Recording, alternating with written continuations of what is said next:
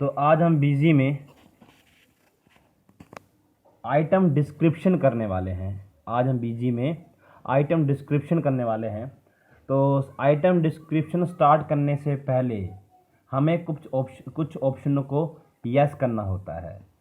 जैसे सबसे पहले हम जाएंगे एडमिनिस्ट्रेशन में जाएंगे। उसके बाद जाएंगे फिर नीचे कॉन्फ़िगरेशन में। कॉन्फ़िगरेशन जाने के बाद फीचर एंड ऑप्शन के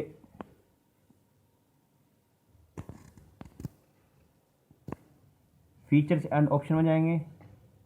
इसके बाद आपको जाना पड़ेगा इन्वेंट्री में। इन्वेंट्री में जाने के बाद आपको यहाँ दिख रहा होगा, देखो बैच वाइज डिटेल।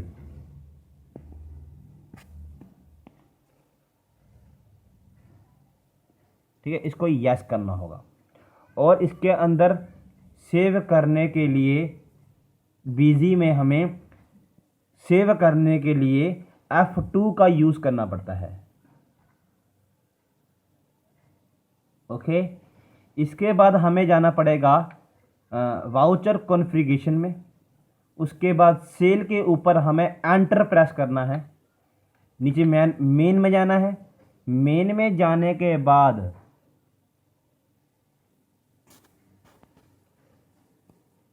मेन में नीचे जाने के बाद यहाँ पर हमें जाना है वाउचर कॉन्फ़िगरेशन में। वाउचर कॉन्फ़िगरेशन में जाने के बाद हमें यहाँ पर आइटम वाइज डिस्क्रिप्शन को यस करना होगा। ठीक है, जैसे मैं आपको दिखाता हूँ, आपको एंटर कर दी इस पर। अब जैसे ही यस करोगे तो यहाँ पर कुछ लाइन आएगी। तो यह जहाँ आपको 1 दिख रहा है ऊपर ब्लैक कलर में, यहाँ पर 4 आएगा। तो यहाँ पर आपको 1 प्रेस करके और एंटर प्रेस कर देना है और F2 से सेव कर देना है।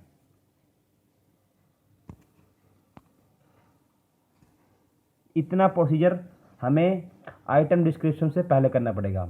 इसके बाद हमें वही कंपाउंड यूनिट, इसके बाद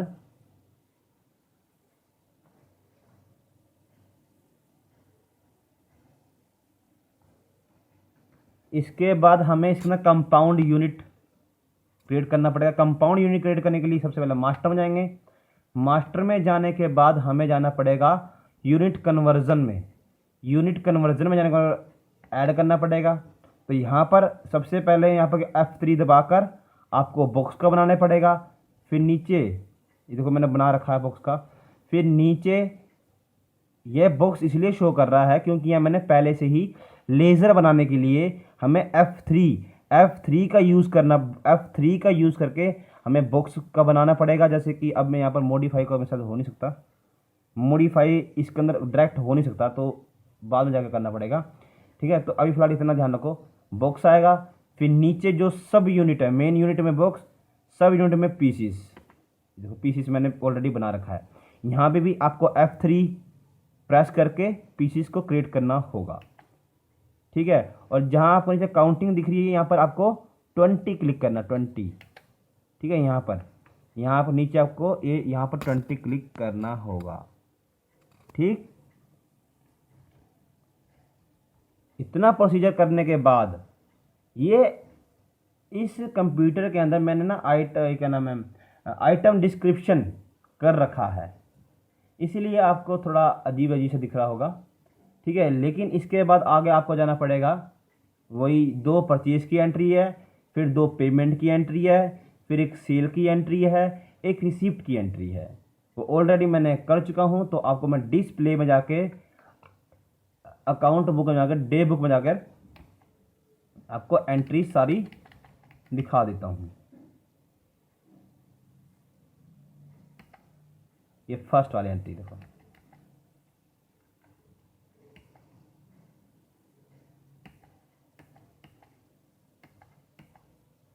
देखो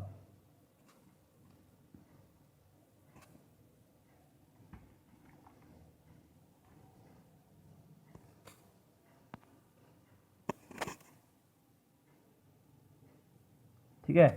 यहाँ पर आपको डायरी मिल्क क्रिएट करना है, उसके बाद एंटर दबाना है। एंटर यहाँ पर डिस्क्रिप्शन आ गया, तो डिस्क्रिप्शन के अंदर आपको चॉकलेट लिखना, तो चॉकलेट लिखना तो चॉकलेट लिख दो, या और कोई आइटम से, तो जैसे फुटवेयर है तो उसके हिसाब से फिर डालना पड़ेगा आपको। ठीक है, आपको एंटर दबाना है। जैसे ही मैं बुक्स पे गया, जैसे ही मैंने बुक्स पे एंटर करा, तो यहाँ आपसे बैच नंबर मांगेगा, उसके बाद क्वांटिटी मांगेगा, उसके बाद मैन्युफैक्चरिंग डेट मांगेगा उसके अंदर, उसके बाद एक्सपायरी डेट मांगेगा, और F2 दबाकर यहाँ पर सेव कर देना है। ठीक है, ऐसे ही नेक्स्ट भी है। देखो, जैसे क्लिक करा एंटर, डिस्क्रिप्शन, सेव, फिर बॉक्स पे जैसे क्लिक करा मैंने, बैच नंबर मांगा, फिर उसने, फिर मैंने सेव कर दिया।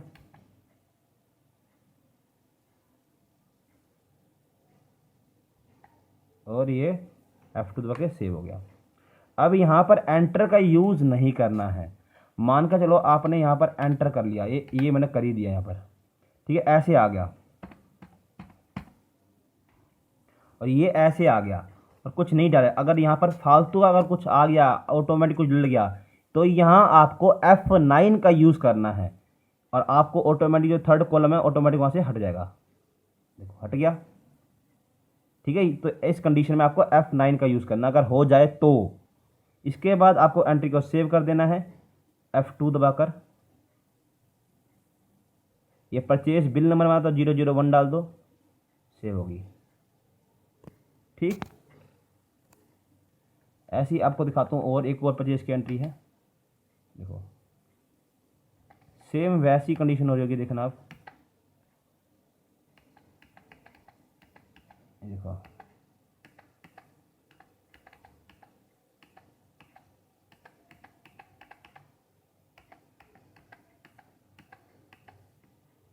यहाँ F2 दबाना है हमें, देखो, और F2 दबा के हमें यहाँ पर सेव कर देना है। ठीक है, अब आपको एक बार मैं पेमेंट की एंट्री भी दिखा देता हूँ यार।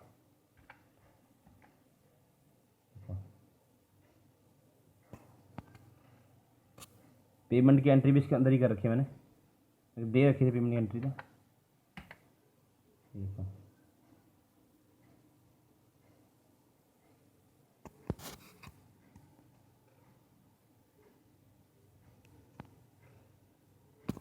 ठीक है, इसके बाद सबसे इंपॉर्टेंट आएगी यहां पर सेल की एंट्री।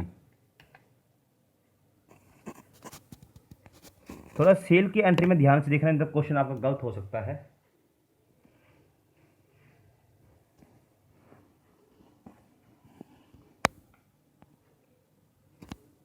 देखो, सेल के लिए थोड़ा ध्यान से देखना।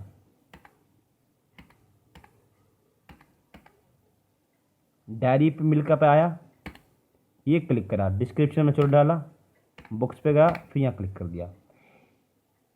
यहाँ पर मैंने बैच नंबर नहीं डालना पड़ेगा, क्योंकि जो मैंने परचेज की एंट्री करी है उसी को फिर मैंने सेल की एंट्री करी। मतलब जिसने मेरे को परचेज के लिए बोला, तो वो बंदा मेरे से सामान खरीद के चला गया। जो वो चला गया तो मैंने उसको सेल का बिल तो दिया होगा, तो सेल की बिल देने के लिए मुझे इन सब की एंट्री सेल में करनी पड़ेगी। ठीक, तो यहाँ पर बैच नंबर यहाँ पर कुछ दे रखा, उन लोग के जो फर्स्ट परचेज एंट्री के अंदर जो मैंने यूज़ करा था सेल नंबर और बैच नंबर, ये वही है। ठीक है, उसको ये ऑटोमेटिक यहाँ पर फिलअप हो जाएगा जब आप एंटर प्रेस करोगे। यहाँ पर क्वांटिटी क्वेश्चन के अंदर दे रखी है 15, मैंने बार 15 कर रखी है, लेकिन यहाँ पर आपको 10 शो करेगा। यहाँ आपको F2 का यूज़ करना है। नो बैच, एक मिनट थोड़ा ऊपर कर देना, यहाँ आपको F2 का यूज़ करना है। देखो, यहाँ मैंने, यहाँ देखो, यहाँ 15 दिखा रहा होगा आपको, देखो 15 क्वांटिटी दिख रही होगी। ठीक है, यहाँ पर देखो, ये देखो 15 क्वांटिटी है, लेकिन जब आप बुक्स पे एंटर करोगे तो यहाँ आपको 10 दिख रहा होगा। देखो, ये देखो 10 दिख रहा है आपको यहाँ पर। तो इसके अंदर कन्फ्यूज़ मत होना, इसके अंदर जो आ रहा है ऑटोमेटिक वो आन दो, लेकिन आपको बाहर वाले आउटसाइड वाले पे आपको फोकस करना है। ठीक है, जैसे ये 15 का, इस पर फोकस करना चाहता है आपको। उसके बाद यहाँ जो इसके बाद जो सा आया था बॉक्स पे क्लिक करने से वो ऑटोमेटिक ही हो जाता है। किटकेट डिस्क्रिप्शन 50 आएगी यहाँ पर क्वांटिटी, क्योंकि दे रखा क्वेश्चन के अंदर हमने इतनी जो सेलिंग कर दी है हमने। बॉक्स पे आया, यहाँ मैंने 15 डाल के, देखो यहाँ मैं 50 डाल के, 50 जैसे मैं बॉक्स पे गया, जैसे ही मैंने एंटर मारा यहाँ आपको देखो 30 दिख रहा होगा, देखो ठीक है। तो यहाँ पर 30 एंटर, एक मिनट, यहाँ पर आपको F2 का यूज़ करना है, आ गया ठीक है। यहाँ पर F2 F2 F2 और यहाँ आपको नो करना होगा। अगर यस करोगे तो जैसे मैं आपको यस करके दिखा देता हूँ एक बार, यस करोगे तो आपके सामने ये प्रिंट स्टैंडर्ड प्रिंट प्रीव्यू देखने के लिए आएगा, स्टैंडर्ड 1। प्रिंट निकालना तो प्रिंट निकालो, या प्रीव्यू देखना तो प्रीव्यू देख लो, ठीक है, या सीधा प्रीव्यू आएगा देखो।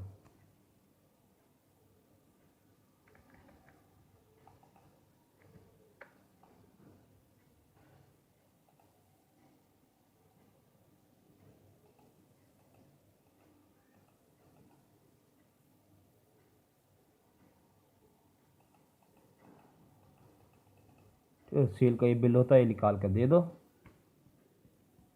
उसके बाद यहाँ से हटना है, यहाँ पर कट का निशान लगा दो, ऑटोमेटिक बैक। इसके बाद आपको करनी है रिसीप्ट की एंट्री।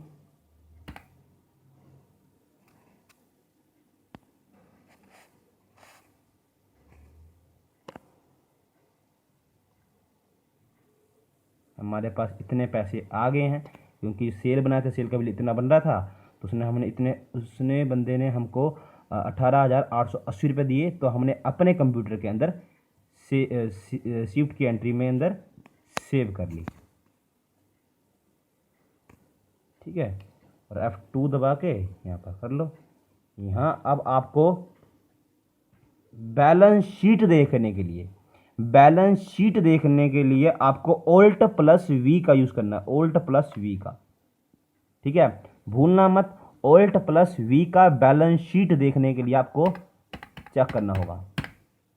ये देखो आपको यहाँ साइड में डेबिट में दिख रहा है 135,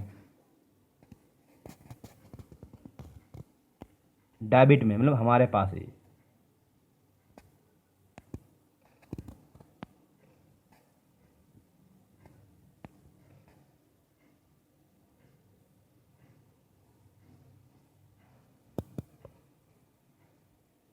ठीक है ना। इसके बाद आपको जाना है स्टॉक समरी। तो स्टॉक समरी कैसे देखेंगे? सबसे पहले आप जाओगे स्टॉक स्टेटस में, स्टॉक स्टेटस में जाके क्लोजिंग स्टॉक अल्फाबेटिकल जाओगे, balance only, enter enter enter. देखो आपको दिख रहा होगा,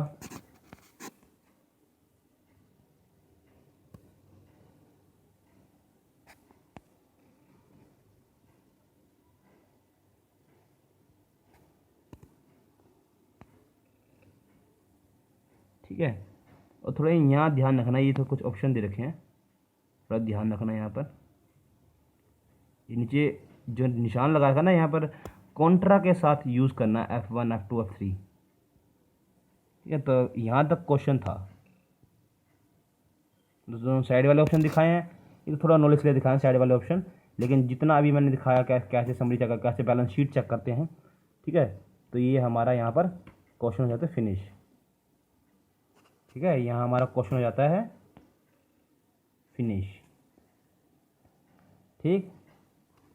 ये बीजी का आइटम डिस्क्रिप्शन इसके अंदर आज हमने करा है, ध्यान रखना,